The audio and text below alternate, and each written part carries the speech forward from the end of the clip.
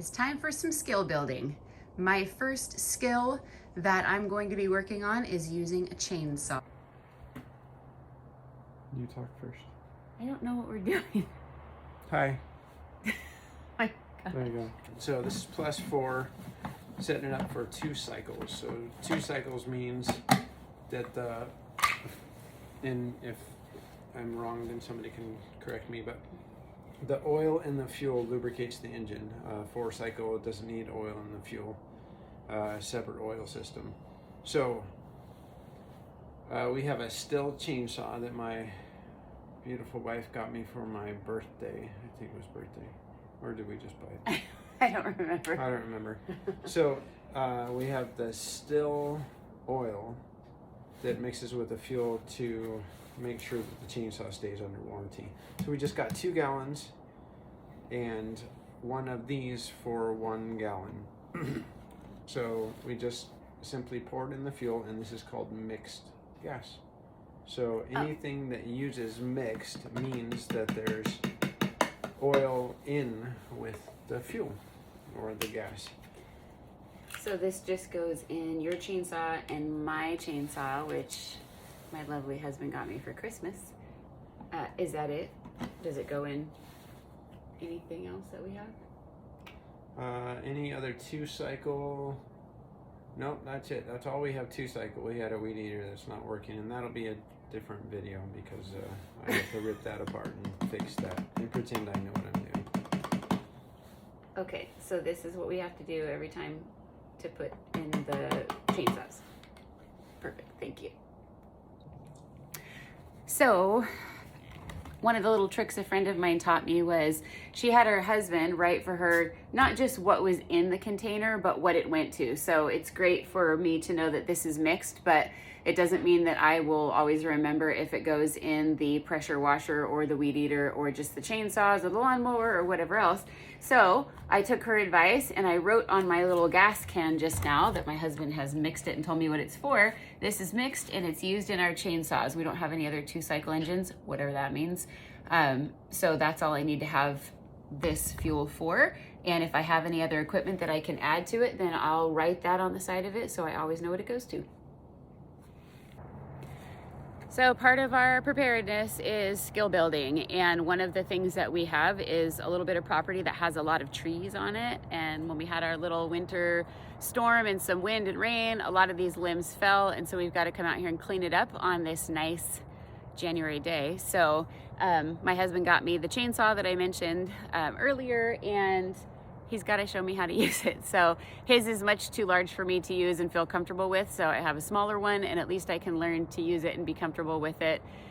At that size, it's more manageable. And then if I ever need to use a larger one for a larger tree or whatever, I would at least feel like I knew what I was doing and I wasn't trying to handle something that was too big and not have any skills to use it. So this is my first lesson. Okay, first thing that we didn't cover, a chainsaw needs mix, so that gas and that's oil. So both of those means gas and oil goes in here. So it can get kind of confusing because oil goes in here too, and we'll talk about that in a little bit.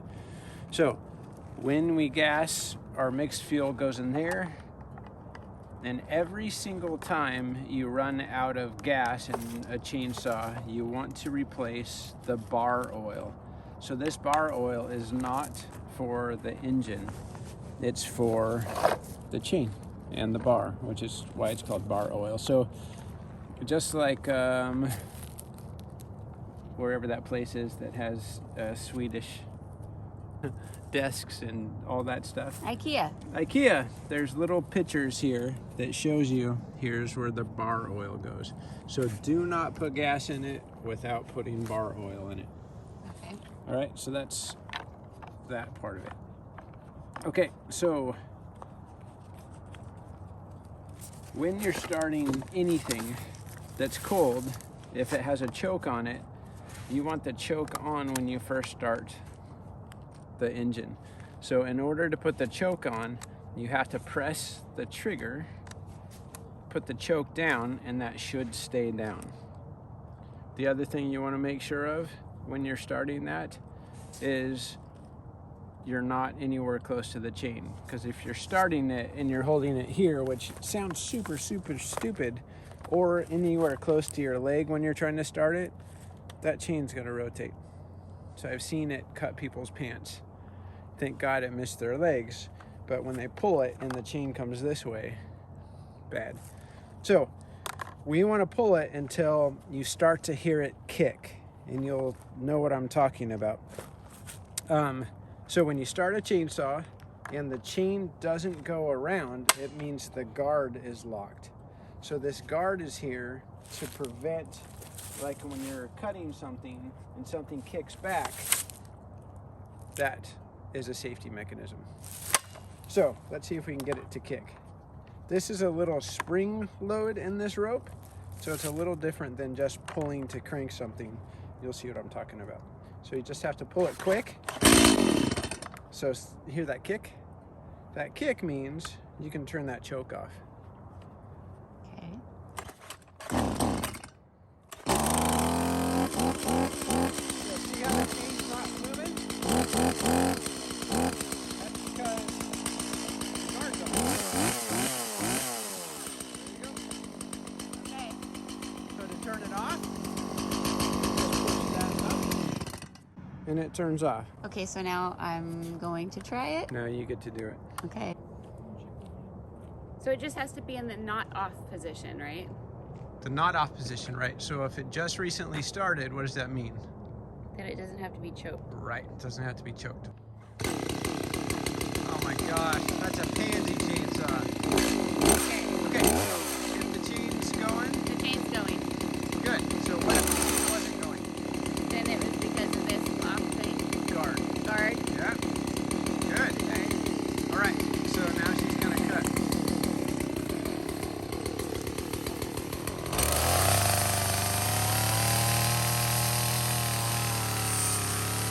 So we don't want to get the chain too close to the ground.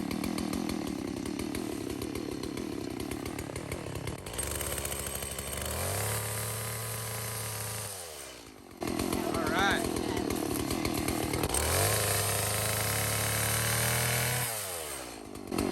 Nice and sharp. All right. And that's how you shut it off. Very Perfect. nice. Okay, so I've learned my chainsaw. Of course, I'll have to learn a lot more about it, and I expect to. And there's certain things you can and can't do as far as like pressing in and hitting the ground and things like that. It's fine, I'll get to learn as I go, but we've started that process and we have this stuff to cut up here, so I get to practice it right after learning, which is great.